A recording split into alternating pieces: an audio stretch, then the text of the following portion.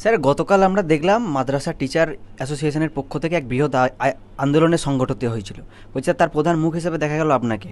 কি কারণে এই আন্দোলন? কোন যে মুখ্যমন্ত্রী বলেছিলেন, যেমন স্তরে স্তরে মুখ্যমন্ত্রী কিন্তু অসত্য কথা বলছেন, এবং অসত্য কথাটা এই সংখ্যালঘুদের ক্ষেত্রে বেশি বলছেন। উনি ভোটে আসার আগে বা ভোটে আসার পরে যে কোনো একটা সময় ফুরফুরা শরীফে গিয়ে বললেন যে আমি 10,000 আনরিকগনাইজ মাদ্রাসাকে রিকগনাইজ করব। তারপরেই কিছুই হয় না। 2023 সালে নেতাজিন্দ্র স্টেডিয়ামে গিয়ে বলল আমি 700টা মাদ্রাসাকে রিকগনাইজ করব, 10,000 থেকে 700। তারপরে 235টা হলো। 235টার এদের মিড ডে মিল পায় না, এরা পোশাক পায় না, এরা বই যায় না। তাহলে মাদ্রাসা শান্ত প্রান্তিক এলাকায়, গ্রামের এলাকায়, সেখানে খাবার না দিলে সেই গরিব মুসলমান সন্তানরা আসবে কী করে? তারপরে স্টুডেন্ট তারা যাবে কেন? বই নেই, বই দেয় না। কারণ রিকগনাইজ অ্যাডেড, যেখানে আমরা চাকরি করি রিকগনাইজ অ্যাডেড, গভর্নমেন্ট অ্যাডেড, এটা হচ্ছে কি আনঅ্যাডেড। আর এইগুলো পায় না। সেন্ট্রাল গভর্নমেন্ট আন লেখা থাকলে central government mid day meal দেবে না। ঠিক কায়দা করে আনটা এখানে লিখে রেখেছে।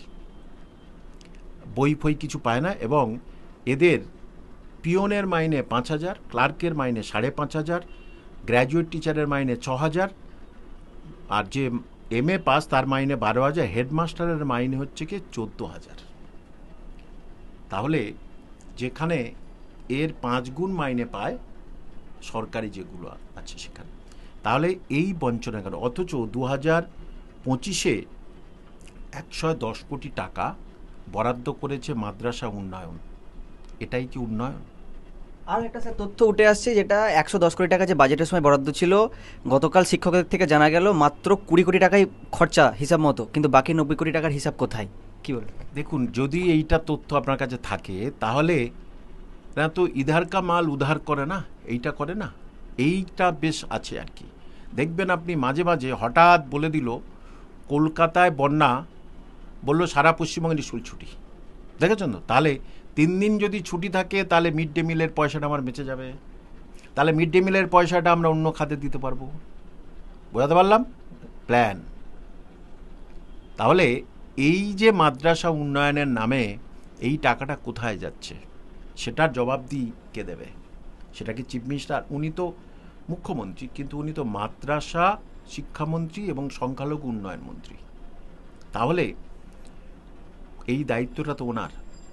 সংখ্যালঘু ভোটের উপরে ভিত্তি করেই তো ওনার তরি পার হন প্রতি বছর। ঠিক তাদের উপরে এই মানসিক অত্যাচার কেন? কেন তাদের উপরে? এছাড়া আরও কিছু আছে মাদ্রাসা যারা মাইনে পায় না, তারা বেকার খেটে যাচ্ছে, কিন্তু তারা মাইনে পায় না। কিন্তু ভোট পূর্বে প্রত্যেকবারই মমতা ব্যানার্জিকে বলতে শোনা যায় যে সংখ্যালঘু প্রেম বা এরম ভীতি দেখা যায়। হঠাৎ করে এই ছাত্রদের যে দিনের পর দিন লাঞ্ছনা বা বঞ্চনা কেন? ঠিক কোন শ্রেণীর সংখ্যালঘুদের তিনি পছন্দ করেন বা তাদের কথা বলেন? দালাল শ্রেণীর সংখ্যালঘুদের উনি পছন্দ করেন,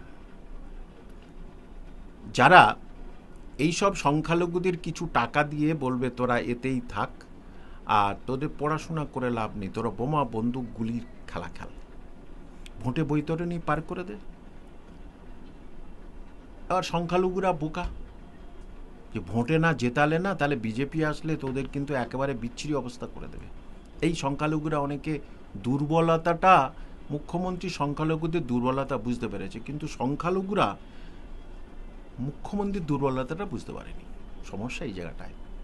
আর হিন্দু ভাই বোন বা বিজেপি বলছে সব মুসলমানদের দিচ্ছে, মুসলমানদের বামফ্রন্টের থেকে আরও করুণ অবস্থা হয়ে গেছে।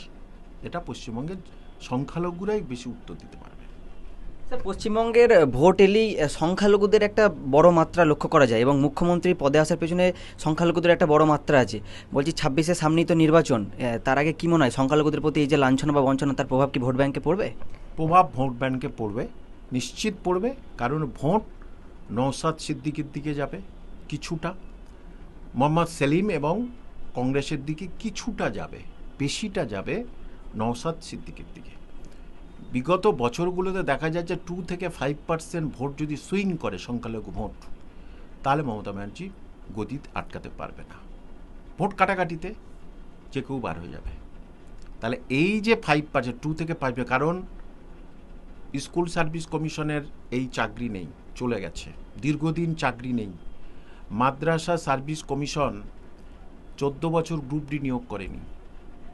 মাদ্রাসা সার্ভিস কমিশন 17টা সাবজেক্টের রেজাল্ট বার করেছে, 19টা সাবজেক্ট রেজাল্ট বার করেনি। সংখ্যালঘু ছেলেমেয়েদের, শিক্ষিত সংখ্যালঘু ছেলেমেয়েরা মুখ ঘুরিয়ে নিয়েছে। তাহলে তার সঙ্গে সঙ্গে তার বাবা মারাও মুখ ঘুরিয়ে নিয়েছে অনেকে। তাহলে এই পার্সেন্টেজটা যদি পশ্চিমবঙ্গে যে যাই বলুক, আমার অন্তত মনে করি যে 40% ভোট আছে মুসলমান। 40% শিওর ভোট আছে, মানে 40% ভোট মানে 40% মুসলমান আছে পশ্চিমবঙ্গে। সেখানে ভোটার কত আছে জানি না।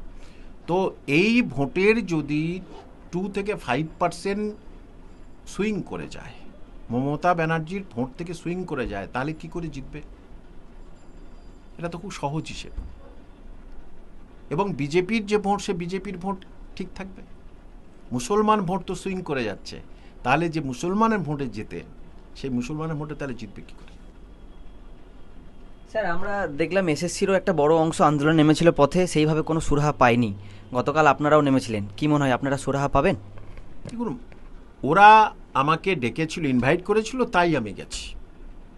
আমি অ্যাডেড স্কুলের শিক্ষক, ওরা ওই যে আনঅ্যাডেড স্কুলে আমাকে বলেছিল একটু থাকবেন।